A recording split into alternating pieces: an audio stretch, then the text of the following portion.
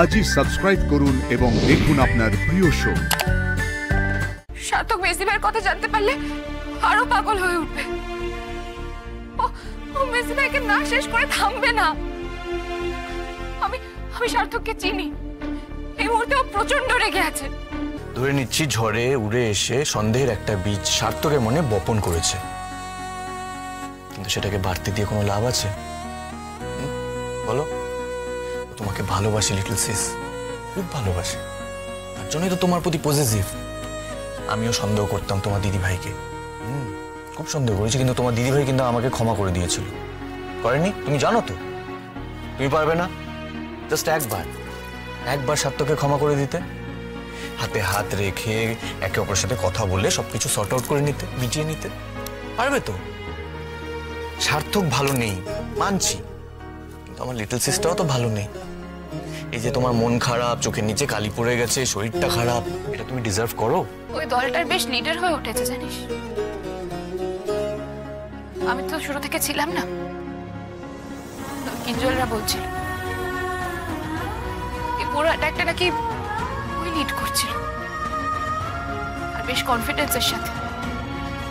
কিন্তু আমাকে ওখানে দেখেই ও থমকে গেছিল। আমি ওকে প্রথমে চিনতে পারিনি, ওর মুখটা বাধা ছিল, কিন্তু ও পেরেছিল। আর তখনই ও থমকে গেছিল। আমার গায়ে গুলি লাগার পর ও চিৎকার করে উঠেছিল, আর সেই চিৎকারটাই ওকে বিপদে ফেলে দিল। ওই দলের একজন এসে ওকে নিয়ে চলে গেল। এইভাবে হয়তো একদিনও মরে যাবে জানিস। হয়তো পুলিশের গুলিতে, বা অন্য কারোর, বা হয়তো ওরই দলের কারোর। সার্থক মেসি ভাইয়ের কথা জানতে পারলে আরো পাগল হয়ে উঠবে। ও মেসি ভাইকে না শেষ করে থামবে না। আমি সার্থককে চিনি। এই মুহূর্তে ও প্রচন্ড রেগে আছে। বারবার বলছে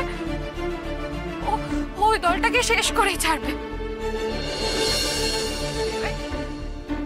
কি হবে রে? এবার যদি কিছু হয়ে যায় আমি তো দায়ী হয়ে থাকবো। আমি নিজেকে কি করে ক্ষমা করব? কি করে? তবু আমাকে সার্থককে যে সব বলতেই হবে।